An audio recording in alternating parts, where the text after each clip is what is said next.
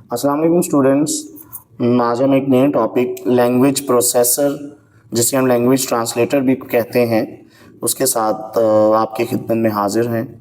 Language processors और language translator कितने होते हैं और कहाँ कहाँ पे यूज़ किए जाते हैं और इनके एडवांटेजेस क्या हैं, ये हम इस के अंदर डिस्कस करेंगे। तो जब हम लैंग्वेज ट्रांसलेटर की बात करते हैं तो बाज़ औक़ात ये जो टॉपिक है इसमें ये लॉन्ग क्वेश्चन के तौर पर भी आ जाता है और ट्रांसलेटर की बजाय लैंग्वेज प्रोसेसर का नाम यूज़ किया जाता है। तो लैंग्वेज ट्रांसलेटर या लैंग्वेज प्रोसेसर इटसेल्फ ये एक सॉफ्टवेयर है जो आपके सोर्स कोड को कन्वर्ट करता है मशीन लैंग्वेज के अंदर। आपके सोर्स कोड को, जिस तरह ये है सोर्स कोड लिखा हुआ है आपका, तो सोर्स कोड के कुछ रूल्स और रेगुलेशंस को फॉलो करते हुए लिखा गया है, जो हाई लैंग्वेज में लिखा गया है, उसको हम सोर्स कोड बोलते हैं। ये ट्रांसलेटर के पास जाता है।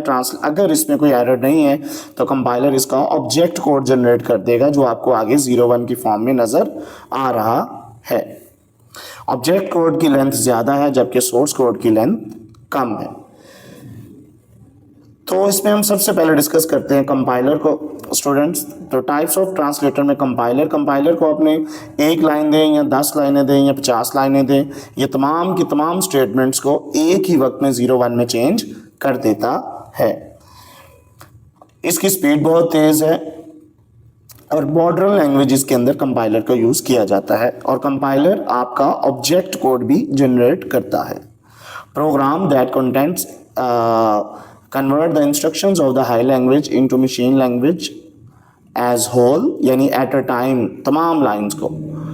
Convert source code program into machine or object program if it's feel of errors। अगर इसमें कोई एरर होगी तो आपका कंपाइलर कभी भी सोर्स कोड को ऑब्जेक्ट कोड में चेंज नहीं करेगा जब तक आपका प्रोग्राम एरर फ्री ना हो।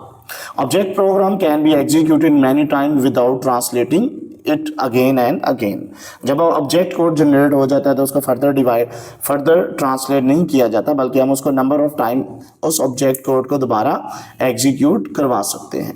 अ source code program contain an errors cannot be compile. Definitely अगर उसमें आपके सोर्स कोड में कोई एरर है तो कंपाइलर कभी भी उसको कंपाइल नहीं करेगा और उसका ऑब्जेक्ट कोड जनरेट नहीं करेगा।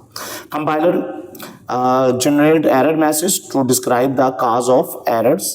कोई भी सिंटैक्स एरर हो सकती है, कोई प्रिंट आपका हैश साइन मिस हो सकता है, सोर्स में आपकी स्पेलिंग की मिस्टेक हो सकती है, किसी जगह सेमीकोलन आ जाए तो फिर मिसिंग हो जाए तो वो एरर्स मौजूद रहेगी और उसकी मौजूदगी में ऑब्जेक्ट कोड जनरेट नहीं होगा।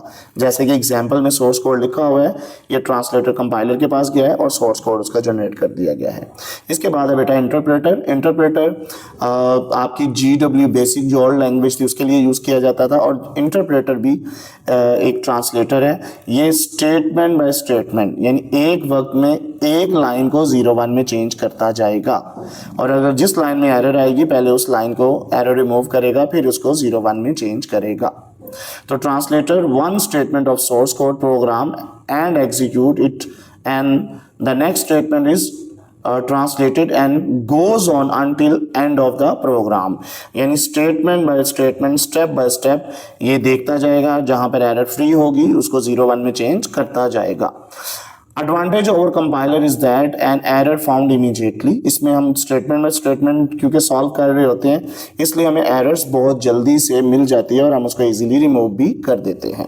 अब इंटरप्रेटर और कंपाइलर में ये डिफरेंस है कि कंपाइलर ऑब्जेक्ट कोड जनरेट करता है जबकि इंटरप्रेटर ऑब्जेक्ट कोड जनरेट नहीं करता। कंपाइलर जो है वो ज़्यादा एफिशिएंट है जबकि इंटरप्रेटर इतना एफिशिएंट नहीं है, नॉट वेरी एफिशिएंट। लास्ट पे है बेटा इसका असेंबलर सिर्फ असेंबली लैंग्वेज का ट्रांसलेटर है, क्योंकि असेंबली लैंग्वेज भी मशीन पर डिपेंडेंट है तो इसको भी 01 में चेंज करना होता है। जितने भी निमोनिक्स हैं जो आपके कैड है, यानी मैंने लिखा CAMP cam, compare, LD, load, MOV, move, तो इसको ट्रांसलेटर की ज़रूरत होती है।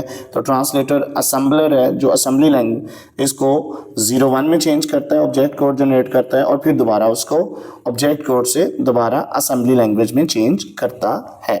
तो ये स्टूडेंट्स हमारा टॉपिक था टाइप्स ऑफ ट्रांसलेटर और प्रोग्रामिंग प्रोसेसर। तो इंशाल्लाह नेक्स्ट लेक्चर में हम दोबारा हाजिर होंगे। टिल देन टू अल्लाह हाफिज़।